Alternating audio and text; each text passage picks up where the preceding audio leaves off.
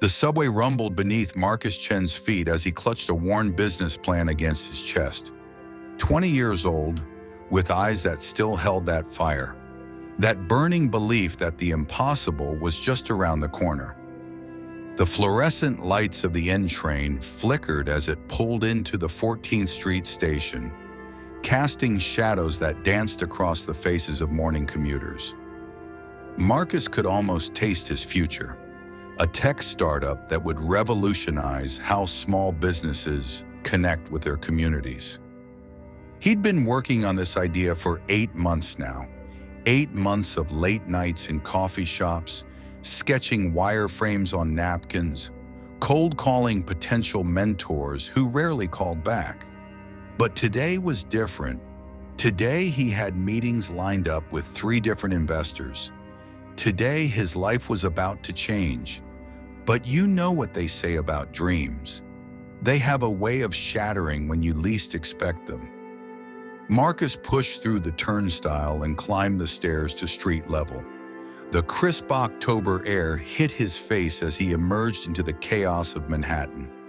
His mind was racing with investor pitches and prototype designs. He'd rehearsed his elevator pitch so many times that he could recite it in his sleep. Connect Local bridges the gap between neighborhood businesses and their communities through hyper-targeted social engagement and real-time feedback loops. The city buzzed around him with its usual intensity, horns honking in frustrated symphony, people rushing past with the determined stride of those who knew exactly where they were going, the energy of Manhattan flowing through his veins like electricity. Street vendors called out their morning specials, construction workers jackhammered away at another renovation project, and somewhere in the distance, a siren wailed its urgent song. This was it. This was his moment. This was the day Marcus Chen would stop being just another dreamer and become an entrepreneur. His phone buzzed against his leg. Mom, the caller ID showed a photo from last Christmas. Elena Chen laughing at something his father had said, her eyes crinkled with joy. Marcus almost let it go to voicemail. She'd been calling more frequently lately, complaining about headaches and fatigue that seemed to come and go without warning. Probably just stress from working double shifts at Mickey's Diner since Dad's accident 2 years ago. 2 years, it still felt like yesterday. The rain, the slick roads, the drunk driver who ran that red light on Northern Boulevard. Marcus could still smell the antiseptic of the hospital waiting room, still hear the steady beep of machines that couldn't save his father. Hey, Mom, I'm heading to the coffee shop to work on... Marcus. Her voice was different, smaller, fragile in a way that made his stomach drop. I need you to come home. Now. The business plan slipped from his fingers like autumn leaves. 43 pages of research, market analysis, and financial projections scattered across the sidewalk as pedestrians stepped around him. Some annoyed by the obstacle, others offering apologetic glances. Something in her tone made his blood run cold. It was the same voice she'd used when the police officer stood at their door that rainy Tuesday evening, hat in hand, choosing his words carefully as he explained how a drunk driver had run a red light. What's wrong? Marcus whispered, his heart already knowing the answer, but his mind refusing to accept it. The doctor called with my test results from the CT scan last week. Time stopped. The city noise faded to a distant hum. Marcus closed his eyes, and for a moment, he was 18 again, sitting in the passenger seat of his father's Honda Civic, coming home from his high school graduation dinner. They'd been talking about college, about Marcus's plans to study computer science, about the future that stretched ahead of them like an open highway. Then came those headlights approaching too fast, too bright, the screech of brakes that came too late, the sound of metal crushing metal, the terrible, deafening silence that followed. He'd survived that night with nothing more than a broken wrist and nightmares that still visited him sometimes. His father hadn't been so lucky. "I'm coming," he managed to say, his voice barely audible above the city's roar. As Marcus bent to collect his scattered papers, a stranger appeared beside him, an elderly man with kind eyes and calloused hands, the type of hands that spoke of a lifetime of honest work. Without being asked, he began helping gather the pages, treating each one with the respect of someone who understood that dreams, even scattered ones, were precious. "Dreams, son?" the man asked, handing him the cover page with its carefully designed logo and bold title. "Something like that," Marcus replied, his voice thick with emotion he was trying to suppress. The stranger looked at him with eyes that seemed to see more than they should. "Don't let them go.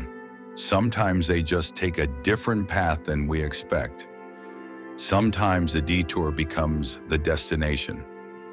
Marcus nodded, not understanding that this stranger, this moment, this seemingly random encounter would change everything.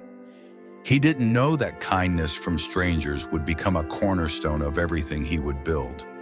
He didn't know that this old man's words would echo in his mind during the darkest moments ahead. The train ride back to Queens felt eternal.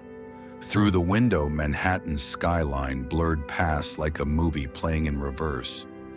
Each building told a story of ambition and achievement. Glass towers reaching toward the sky, filled with entrepreneurs and innovators chasing their visions of success. The Chrysler Building caught the morning light, its Art Deco spire a testament to dreams made manifest. The Empire State Building stood proud and defiant, a reminder that even in the darkest times, people could build something beautiful. But as the train crossed the Queensboro Bridge, leaving the city behind, Marcus felt something fundamental shift inside him. The boy who'd boarded that morning, full of confidence and 5-year plans, was already becoming someone else. Someone who understood that life doesn't always follow the script you write for it. The familiar neighborhoods of Queens rolled past the window. Modest homes with small yards, corner bodegas with hand-painted signs, children playing in pocket parks while their mothers watched from nearby benches. This was home. This was where he'd learned to dream, where his parents had sacrificed so he could reach higher than they ever had. His mother, Elena Chen, was waiting at the kitchen table when he walked through the door. At 45, she still carried herself with the grace of the dancer she'd once dreamed of becoming. Before marriage and motherhood and the practical needs of life had redirected her path. But now her hands trembled as she poured tea into 2 mismatched cups, the same cups they'd used for family meetings since he was a child. One had a chip on the handle from when Marcus had knocked it off the counter at age 7. The other bore a faded image of the Statue of Liberty, a souvenir from a family trip when times were better. The kitchen smelled like the lavender tea his mother drank when she was nervous, mixed with the lingering aroma of the breakfast she'd made but hadn't eaten. Sunlight streamed through the window above the sink, illuminating dust motes that danced in the air like tiny spirits. "Pancreatic cancer," she said without preamble. No gentle let-in, no careful preparation. Just the truth, delivered with the directness of someone who'd learned that sugar-coating bad news only made it harder to swallow. "Stage 3. The words hit him like that drunk driver's car all over again. Marcus sat down heavily in the old wooden chair, the same chair where his father used to help him with homework, where they'd planned family vacations to places they could barely afford, where they'd grieved together after the accident, holding each other while the world fell apart around them. What does that mean? What are the options? What do the doctors say? The questions tumbled out of him like water through a broken dam. Elena's smile was brave but brittle, like glass about to shatter under pressure. It means we fight. The doctors say there are treatments, chemotherapy, maybe surgery if we're lucky. But Marcus, she paused, her voice catching. The treatments are expensive, really expensive, and I can't work through chemotherapy. The diner won't hold my job if I'm out for months. Marcus looked around their small apartment, really seeing it for the first time in years. The peeling wallpaper they'd always meant to replace but never had the money for. The second-hand furniture that told the story of a family making the best of what they had. The couch from a garage sale. The dining table his father had found on the street and lovingly restored. The framed photo of his father still sitting on the mantel, smiling at them from happier times, wearing the Yankees cap he'd loved so much. His laptop sat open on the counter, the screen showing his startup's business model in all its colorful glory, charts and graphs that promised exponential growth, financial projections that painted a picture of success and wealth, 6 months of work distilled into slides and spreadsheets, investor meetings scheduled for next week, his entire future mapped out in PowerPoint presentations and carefully crafted pitch decks. "We'll figure it out," he said, reaching across the table to take her hand. Her skin felt paper thin, fragile in a way that terrified him. When had she gotten so thin? When had those lines appeared around her eyes? How had he been so focused on his dreams that he'd missed the signs of her nightmare? But as he said those words, Marcus felt his future reshaping itself like clay in a sculptor's hands. The startup would have to wait. The investors would move on to the next young dreamer with fire in his eyes and a compelling pitch deck. His dreams of disrupting industries and changing the world would have to hibernate, maybe forever. The kitchen fell silent except for the ticking of the old clock on the wall. The same clock that had counted down the hours of his childhood, marking homework sessions and family dinners and lazy Sunday mornings. The same clock that had ticked through his teenage years, through late-night conversations about his future, through his father's funeral, when time seemed to stop altogether. Now it was counting down something else entirely. The moments he had left with his mother, the time they would spend fighting this disease together. Marcus squeezed his mother's hand and made a silent promise. Whatever it took, however long it took, however much it cost, he would be there. The dreams could wait. The startup could wait. The investors and the pitch meetings and the 5-year plans could all wait. Family came first. Love came first. And maybe, just maybe, that would lead him somewhere even better than where he'd planned to go. What he didn't know, what he couldn't possibly know as he sat in that small kitchen, holding his mother's trembling hand, was that sometimes when life forces you off one path, it's because there's something extraordinary waiting on another. Sometimes a detour becomes a destination. Sometimes what feels like an ending is actually the most important beginning of your life. The scattered business plan in his backpack would stay there, forgotten for now.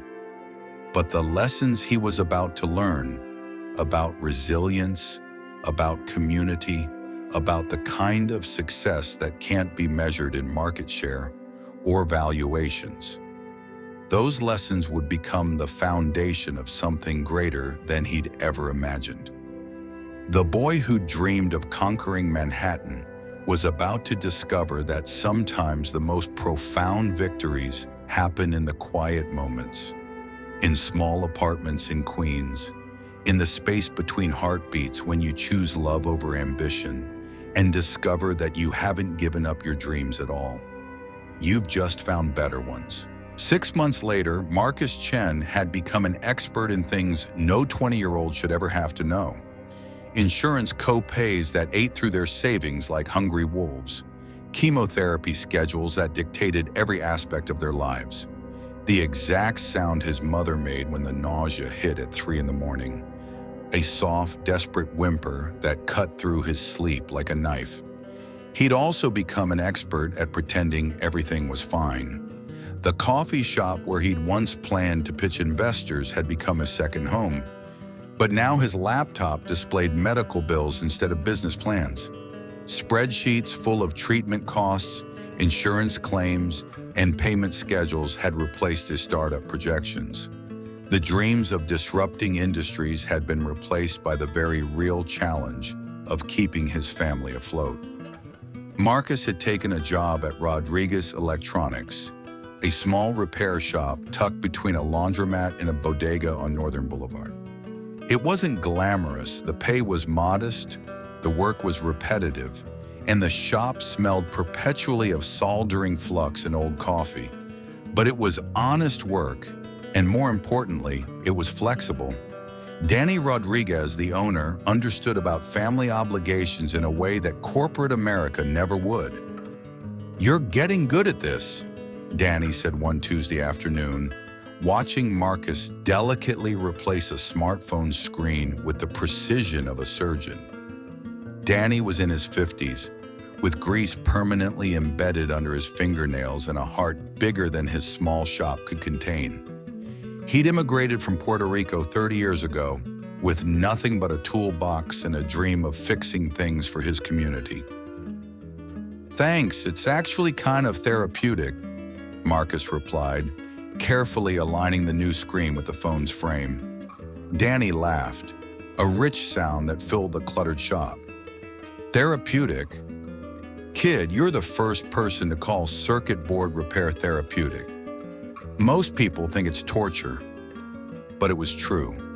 There was something deeply satisfying about taking something broken and making it work again. Every phone he fixed, every laptop he brought back to life, every tablet he rescued from digital death felt like a small victory against the chaos that had consumed his world. In a life where so much felt out of control, his mother's illness, their financial situation, his abandoned dreams, there was comfort in problems that had clear solutions. The bell above the door chimed, its cheerful sound cutting through the afternoon quiet. Marcus looked up to see a young woman walk in, about his age, with paint-stained fingers, and the kind of smile that made you forget your troubles for a moment. She had curly brown hair that seemed to have a mind of its own and eyes that sparkled with the kind of mischief that suggested she saw the world as her personal canvas. "Is this the place that works miracles?" she asked, holding up a tablet with a spiderweb screen that looked like it had been through a war zone. "Depends on your definition of miracle," Marcus replied, taking the device and examining the damage. "What happened to this poor thing?" "My little brother decided it would make a good frisbee during a family barbecue." Her laugh was musical, the kind that made you want to laugh along, even if you didn't know what was funny. "I'm an art student at NYU, and all my portfolio work is on there. 3 years of projects, sketches, digital paintings. I know I should have backed it up to the cloud, but life gets in the way," Marcus finished, understanding completely. "I get it. Let me see what I can do." As he began his initial assessment of the tablet, the young woman wandered around the small shop with an artist's curiosity. Her eyes took in everything. The cluttered shelves lined with vintage electronics that Danny refused to throw away. The handwritten repair tickets pinned to a corkboard. The way afternoon sunlight streamed through the dusty windows and illuminated the organized chaos of the workspace. "You know," she said, pausing in front of a display of old radios that Danny had restored as a hobby, "this place has character, the way the light hits those brass components." It's beautiful in a broken sort of way. Marcus looked up from the tablet, seeing his workplace through her eyes for the first time in months. The cluttered shelves he'd grown accustomed to, the vintage electronics he'd stopped noticing, the way Danny had arranged everything with the care of someone who saw beauty and functionality. It was beautiful. "I never thought of it that way," he admitted. "That's because you're too close to it. Sometimes you need an outside perspective to see what's really there." She picked up an old transistor radio, turning it over in her hands like she was studying a sculpture. "I'm Sarah, by the way. Sarah Williams. Marcus Chen. And I think I can save your portfolio, but it's going to take some time. The screen is completely destroyed, but the internal storage might be intact." Over the next hour, as Marcus worked on her tablet with the focused intensity of a master craftsman, Sarah told him about her art. She specialized in documentary photography, capturing moments of human connection in unexpected places. Her dream was to open a gallery that showcased the beauty in everyday life, the kind of moments most people walked past without noticing. "I'm working on a series about small businesses," she explained, watching him work. "Places like this, where community still means something, where people know each other's names and care about each other's stories." Marcus found himself sharing more than he intended. Maybe it was her easy manner, or maybe it was the fact that he'd been carrying the weight of his family's situation alone for so long that talking to someone his own age felt like a relief. He told her about his mother's illness, about the abandoned startup dreams, about the weight of being the only one left to hold everything together. "My dad died 2 years ago," he found himself saying, his hands never stopping their careful work on her tablet. "Car accident. I was in the car with him, but I survived. Sometimes I wonder if I was supposed to be the one who—" "Don't," Sarah said firmly. "Don't go down that road. I lost my dad too when I was 16. Heart attack. And I spent years wondering what if, and why him, and why not me. It's a dark place that doesn't lead anywhere good." Marcus looked up, surprised by the steel in her voice.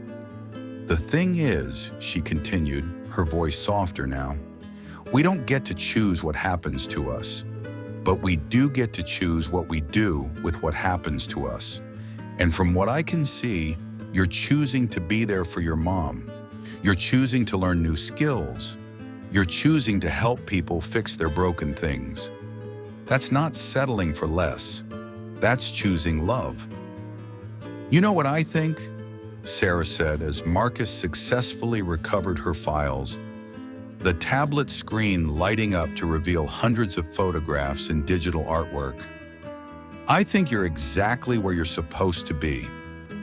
Fixing broken electronics instead of changing the world? Who says you're not changing the world?" She gestured around the shop, at the wall of thank you notes from satisfied customers, at the photos of families reunited with precious memories recovered from damaged devices. "You just changed my world by saving 3 years of my work, and I bet you change your mom's world every day just by being there." Marcus had never thought of it that way. In his mind, he'd been treading water, just trying to keep his head above the surface, while his real life waited in suspended animation. But Sarah saw something different: purpose, meaning, impact. "Besides," she added with a grin, "who says this has to be forever? Maybe this is just preparation. Maybe you're learning things here that you'll need later for something even bigger than your original plan." That evening, Marcus sat beside his mother's bed as she slept, her breathing steady but labored from the latest round of chemotherapy.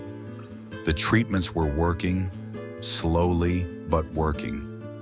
The tumors were shrinking, the doctor said, but the fight was far from over. He pulled out his phone and scrolled through old photos, him and his father working on a computer together, his mother dancing in the kitchen while making Sunday dinner, family trips to Coney Island when the world seemed full of infinite possibilities. His phone buzzed with a text from Sarah. "Thanks again for saving my art. Coffee tomorrow? I want to show you something that might interest you." Marcus smiled for the first time in weeks. Maybe Sarah was right. Maybe he was exactly where he needed to be. Maybe this wasn't a detour from his life. Maybe this was his life, and it was more meaningful than he'd realized. But in the back of his mind, a new idea was forming.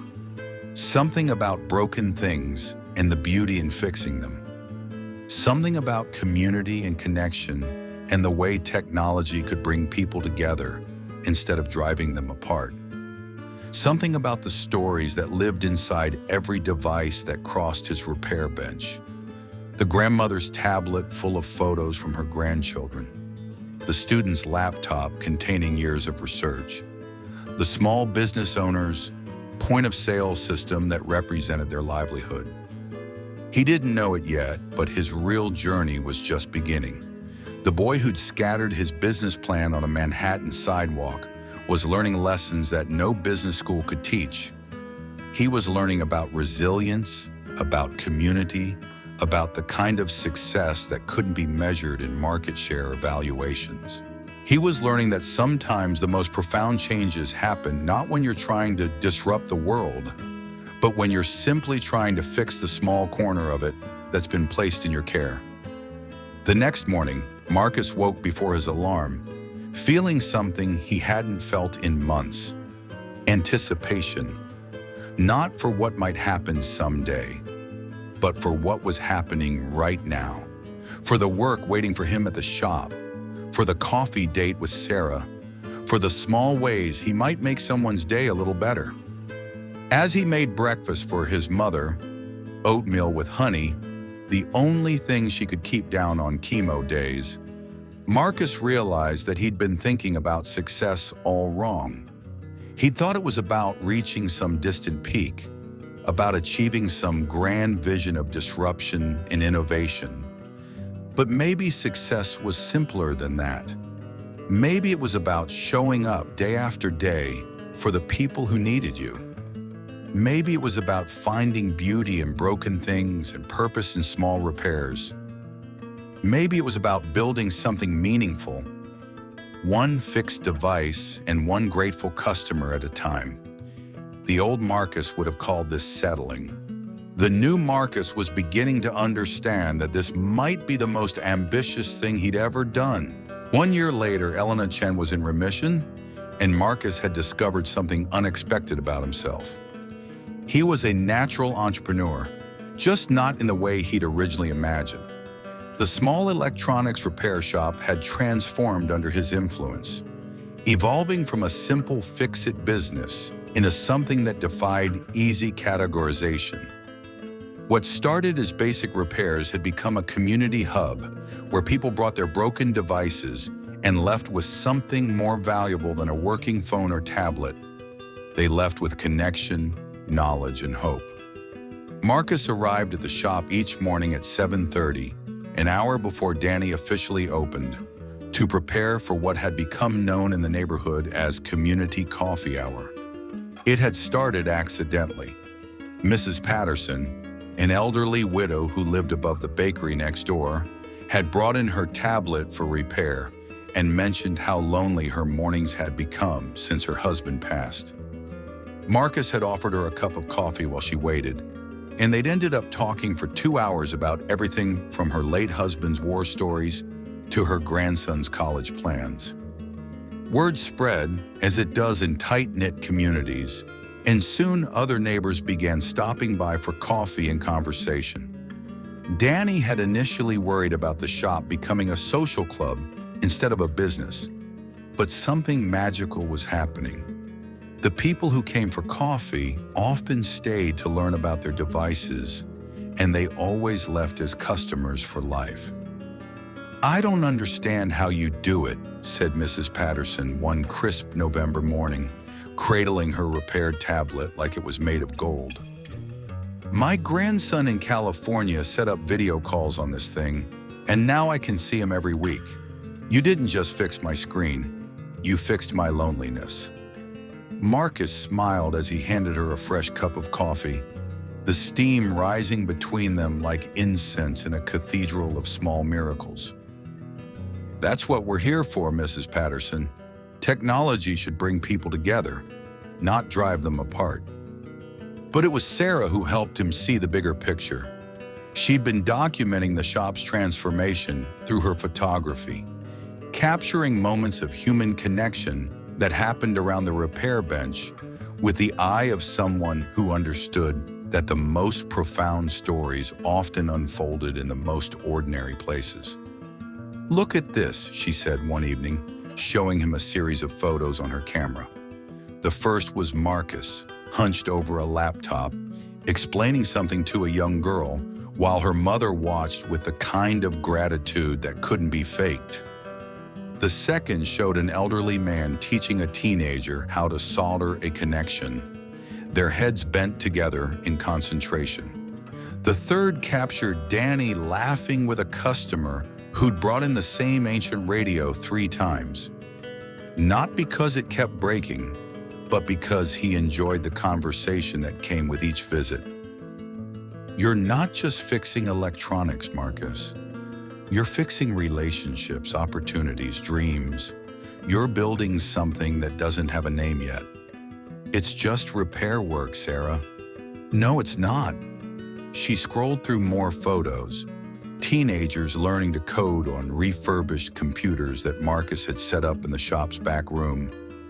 Small business owners getting their point-of-sale systems working again while learning how to prevent future problems.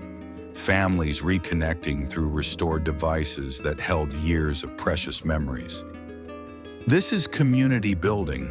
This is social entrepreneurship. This is what business schools try to teach but can't, because you can't manufacture genuine care. That night, Marcus couldn't sleep. The idea that had been percolating in the back of his mind for months suddenly crystallized with the clarity of a perfect mathematical equation. He walked to his father's old desk, the one piece of furniture they'd kept from the house they'd had to sell after the accident, and pulled out a notebook. The same notebook where he'd sketched his original startup idea 3 years ago. But instead of writing about disrupting industries or scaling rapidly or capturing market share, he found himself documenting something entirely different. He wrote about Mrs. Patterson's weekly video calls with her grandson, about Miguel, the teenager who'd started hanging around the shop after school and discovered he had a gift for electronics repair, and about the small business owners who'd become friends, sharing advice and referrals because they'd met over coffee while waiting for their equipment to be fixed. What if there was a way to scale this feeling? This sense of community and connection that happened naturally when you combine technical expertise with genuine human care. The idea came to him like lightning illuminating a dark landscape. A network of community repair hubs, each one locally owned but connected through technology and shared resources. Places where people could not only fix their devices, but learn new skills, connect with neighbors, and build the kind of community that was disappearing in an increasingly digital world. He called it Fix Forward, because every repair was an opportunity to move someone's life forward, and every connection made was a step toward a more connected world. The name felt right in a way that his original startup name never had. Connect Local had been about efficiency and optimization. Fix Forward was about something deeper, about the idea that broken things, whether devices or dreams or hearts, could be made stronger in the mending. The next morning, Marcus burst into the shop with an energy that Danny hadn't seen since the day he'd hired him. The older man was already there, as always, tinkering with an old television that someone had brought in more for the conversation than the repair. "I have an idea," Marcus announced, spreading his notebook across the counter like a general unveiling battle plans. What if we could replicate what happens here in communities across the country? Danny set down his screwdriver and gave Marcus his full attention. Over the past year, he'd watched this young man transform not just the shop but himself.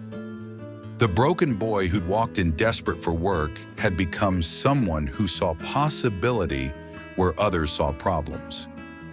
Marcus outlined his vision with the passion of someone who'd found their true calling, a franchise model that prioritized community impact over profit maximization, training programs that taught both technical skills and emotional intelligence, because fixing devices was easy, but fixing the disconnect between people and technology required a different kind of expertise.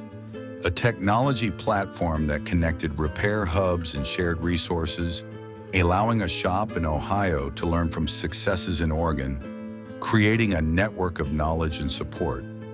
Each location would be required to spend 20% of their time on community service, Marcus explained, his words tumbling out faster than he could organize them. Free repairs for seniors, digital literacy classes, after-school programs for kids who want to learn about technology. We'd make money on the repairs, but we'd make meaning through the connections. Danny listened without interruption, occasionally nodding or asking a clarifying question. When Marcus finished, the shop fell silent except for the hum of fluorescent lights and the distant sound of traffic on Northern Boulevard. "It's ambitious," Danny said finally, his weathered hands folded on the counter. "But you know what? I've been watching you for over a year, and you've got something special. You see people, not just problems. You understand that every device has a story, and every customer has a life that extends far beyond whatever brought them through that door. Does that mean you'd be interested in being my first franchise partner?" Danny's grin was answer enough. "Kid, I've been fixing things for 30 years. But I've never seen anyone fix things the way you do. You don't just repair devices, you repair faith. Faith in technology, faith in community, faith in the idea that strangers can become neighbors and neighbors can become family." But the real validation came from an unexpected source. Marcus was working late one evening, sketching out financial projections for Fix Forward, when the bell above the door chimed. He looked up to see the elderly man who'd helped him collect his scattered business plan 3 years ago walking into the shop. "I remember you," the man said, his eyes twinkling with the same kindness Marcus remembered. The young man with dreams scattered on a Manhattan sidewalk. "Mr. Harrison, James Harrison." Marcus's eyes widened. Harrison Ventures was one of the most respected investment firms in the city, known for backing companies that prioritize social impact alongside financial returns. "I own Harrison Ventures, but more importantly, I'm a grandfather who lives in this neighborhood. My granddaughter Emma lives 2 blocks away, and she's told me about this place, about you." Marcus felt his heart racing, but not with the nervous energy he'd expected. Instead, he felt the calm confidence of someone who knew exactly what they were building and why it mattered. "I'm actually working on something bigger," Marcus said, gesturing to his notebook full of sketches and plans. "A way to scale this model, to bring this kind of community-centered repair to neighborhoods across the country." "I know. Sarah Williams is a friend of Emma's. She showed me her photographs, told me about your vision." Harrison smiled, and Marcus could see where his granddaughter had inherited her warmth. "I'd like to hear your pitch, but not here, not now. This deserves a proper presentation." As Harrison handed him a business card, Marcus realized that everything, his father's death, his mother's illness, the abandoned startup dreams, the years spent learning to fix broken things, the relationships he'd built one repair at a time, had led to this moment. "There's something you should know," Harrison said as he turned to leave. "That day we met, when your papers scattered on the sidewalk, that wasn't an accident. I've been watching you for weeks, ever since you'd cold called my office trying to get a meeting. I was curious about the young man who was so persistent, so passionate about his idea. When I saw you that day, saw how you handled disappointment and crisis, I knew you had something special. I just didn't know what form it would take." The door closed behind him, leaving Marcus alone with the weight of possibility. He looked around the shop, at the wall of thank you notes from grateful customers, at the photos Sarah had taken of community moments, at the corner where teenagers gathered after school to learn about electronics, at the coffee station where neighbors had become friends. Sometimes the path to your dreams isn't a straight line. Sometimes it's a spiral that takes you deeper into who you're meant to become before it lifts you higher than you ever imagined possible. The boy who'd scattered his business plan on a Manhattan sidewalk was gone. In his place stood a young man who understood that the most successful businesses don't just solve problems, they heal communities. They don't just generate profit, they generate hope. Marcus picked up his phone and called Sarah. "I need your help," he said when she answered. "I'm going to change the world, but I'm going to do it one repair at a time." Her laughter was like music. "I've been waiting for you to realize that. When do we start?" Outside the shop window, the lights of Queens twinkled like stars, each one representing a family, a story, a potential connection waiting to be made. Marcus had learned that success wasn't about reaching some distant peak. It was about building bridges that helped others cross the valleys in their own lives. The real journey was just beginning. 3 years later, Marcus Chen stood in the original repair shop, now transformed into the flagship location of Fix Forward. The walls were lined with photographs Sarah had taken at their 47 locations across the country. Moments of connection, learning, and community that happened every day in their growing network. Each image told a story. An elderly man teaching a young girl how to solder in Detroit, a mother and daughter learning to code together in Portland, a group of teenagers refurbishing computers for a local school in Phoenix. But it wasn't just the photos that had changed. The shop itself had evolved into something that defied easy categorization. Half repair center, half community space, it buzzed with the kind of energy that only comes when people feel genuinely welcomed and valued. The morning coffee hour had expanded into evening workshops, weekend coding classes, and monthly fix-it fairs where neighbors brought broken items and learned to repair them together. Elena Chen, now cancer-free for 2 years, worked part-time as the company's community outreach coordinator.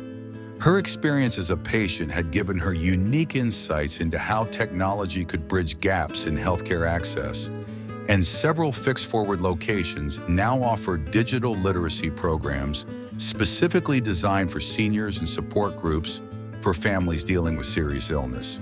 Watching her help others navigate the same challenges she'd faced filled Marcus with a pride that no business achievement could match. "The investors are here," Sarah announced, walking into the shop with a tablet displaying the latest numbers. She'd become Fix Forward's chief marketing officer, using her artistic eye to tell the stories that made their mission come alive. Her documentary photography had evolved into a comprehensive brand narrative that showed the world what community-centered business could look like. Marcus nodded, straightening his tie. Not the expensive silk he'd once imagined wearing to investor meetings, but a simple blue one his mother had given him for his birthday. Today was the day they'd been working toward for 18 months. A Series A funding round that would allow them to expand to 200 locations within 2 years and launch their national training program. But unlike his 20-year-old self, Marcus wasn't nervous about impressing investors.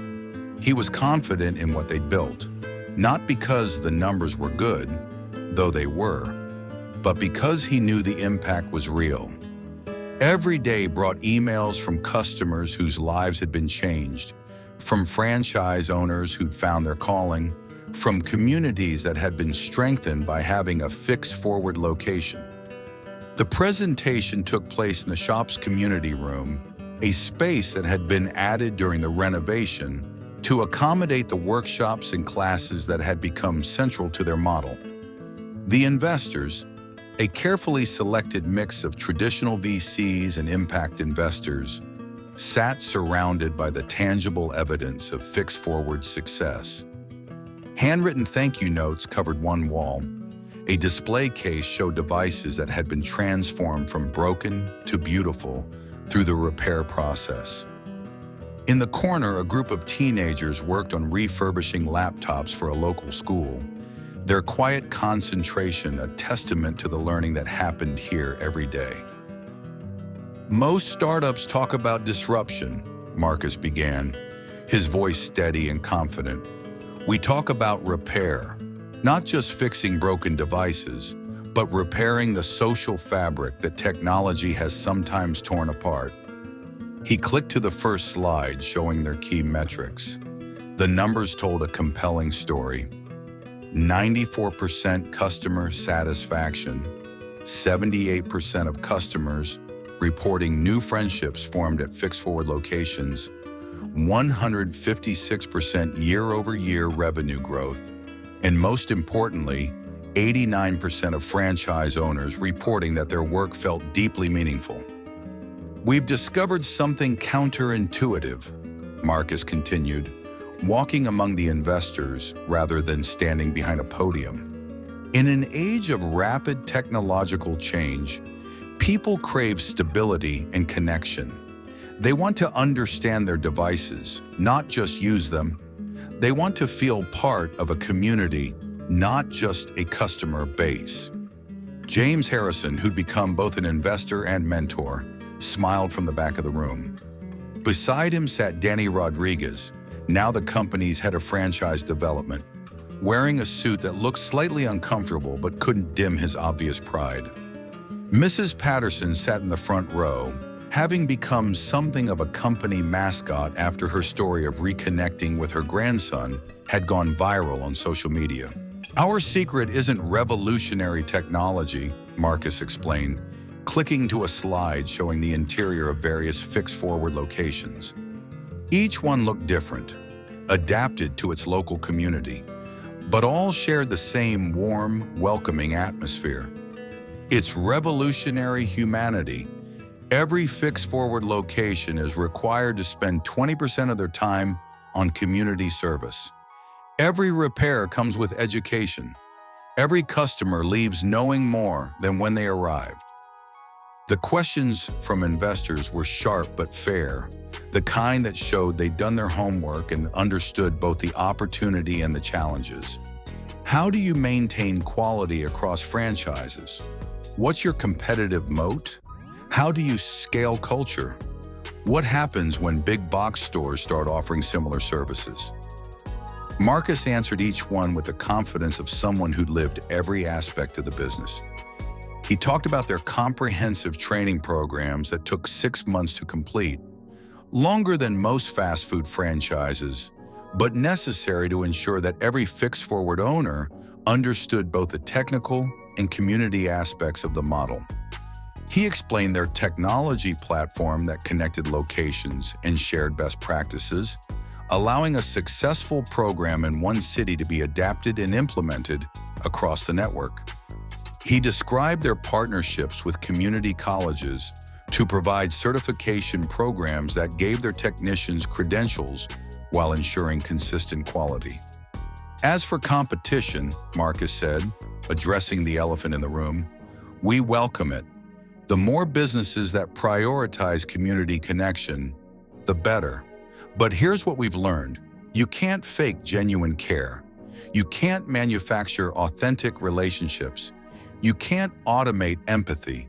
Those things take time, intention, and a business model that prioritizes long-term community building over short-term profit maximization. But it was Sarah who delivered the moment that sealed the deal. She stood up and clicked to a photo that had become iconic in their marketing materials. Marcus, 3 years ago, explaining something to a young girl while her mother watched with gratitude. "This is Aisha," Sarah said, her voice carrying the storyteller's gift for making the personal universal. 3 years ago, her mom brought in a broken laptop that contained months of homework. Marcus not only fixed it, but taught Aisha basic programming while she waited. That sparked an interest that changed her life. She clicked to the next slide, showing a recent photo of the same girl, now 16, standing in front of a fixed forward location in Detroit with a group of other teenagers. Today, Aisha is our youngest franchise owner, running a fixed forward location that specializes in helping other young people learn tech skills. She's created jobs for 12 people in her community, taught digital literacy to over 300 seniors, and last month she was accepted to MIT with a full scholarship. The room was silent for a moment, absorbing the power of that transformation. "That's what we're really selling," Sarah continued, her voice growing stronger. "Not just repair services, but the possibility that every broken thing, every broken person, every broken community can be made whole again.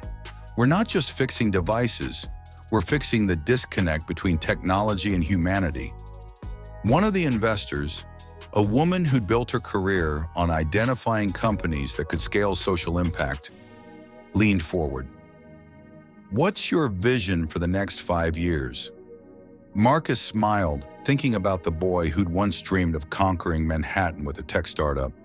"5 years from now, I want Fix Forward to be in 500 communities across the country. But more than that, I want us to have proven that business can be a force for connection rather than isolation. I want every person who walks into a Fix Forward location to leave feeling more capable, more connected, and more hopeful than when they arrived." The funding round closed within a week. $25 million to expand Fix Forward's mission across the country, with additional commitments for Series B funding if they hit their growth targets.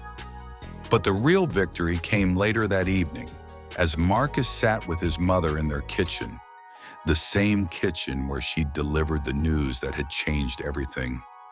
Now renovated, but still filled with the same love and warmth that had sustained them through the darkest times. "Your father would be so proud," Elena said, looking at the newspaper article about the funding announcement. The headline read, "Local repair shop becomes national movement." But Marcus knew the real story was more complex and more beautiful than any headline could capture. "I think about him every day," Marcus replied, his voice thick with emotion. "About that night, about how everything changed. I used to think it was the worst thing that could have happened to us. And now? Marcus looked around the kitchen, thinking about the journey that had brought him here. The scattered business plan that had led to a chance encounter with James Harrison. The year of learning to fix broken things that had taught him how to fix broken communities. The relationships he'd built one repair at a time. The discovery that success wasn't about reaching some distant peak, but about building bridges that helped others cross the valleys in their own lives. Now I think maybe it was the thing that needed to happen for me to become who I was supposed to be. If Dad hadn't died, if you hadn't gotten sick, if I hadn't had to take that job at Danny's shop, I would have built my original startup, maybe made some money, maybe even been successful in the traditional sense. But I never would have learned what I learned. I never would have understood that the most profound technology is human connection." Elena reached across the table and took his hand, the same gesture that had comforted him 3 years ago when the world seemed to be falling apart. "You know what I think?" she said, her eyes bright with tears and pride. "I think you did exactly what you set out to do. You wanted to change the world, and you did. You just did it in a way that no one, including you, expected." Outside the window, the lights of Manhattan twinkled in the distance, full of dreamers and entrepreneurs chasing their visions of success. But Marcus had learned something they were still discovering. Sometimes the greatest victories come not from pursuing your dreams exactly as you first imagined them, but from allowing your dreams to evolve into something bigger and more meaningful than you ever thought possible. Fix Forward wasn't just a business. It was proof that broken things, devices, dreams, hearts, communities, could be made stronger in the mending. It was evidence that in a world that often felt increasingly fragmented, the most valuable service you could provide was connection. It was a testament to the idea that success wasn't measured only in market share or valuations, but in the number of lives you touched and the communities you helped heal. The boy who'd once dreamed of disrupting industries had instead learned to heal them. The young man who thought he needed to conquer Manhattan had discovered that the most profound victories happened in small repair shops in Queens, in community centers in Detroit, in coffee conversations with lonely widows, and coding lessons with curious teenagers. As Marcus prepared for bed that night, he pulled out his father's old notebook, the one where he'd first sketched his dreams of changing the world. On the last page, he wrote a single line. "Sometimes the path to your dreams isn't about reaching a destination. Sometimes it's about becoming the kind of person who can build bridges for others to cross." The next morning would bring new challenges, new opportunities to expand Fix Forward's mission, new communities to serve. But tonight, Marcus Chen, entrepreneur, community builder, bridge maker, fell asleep knowing that he'd found something more valuable than success. He'd found his purpose. And in a world full of broken things waiting to be healed, that was the most valuable discovery of all. If you enjoyed this story of dreams, resilience, and unexpected success, please subscribe to our channel, like this video, and stay tuned because we have many more inspiring stories like this one coming your way.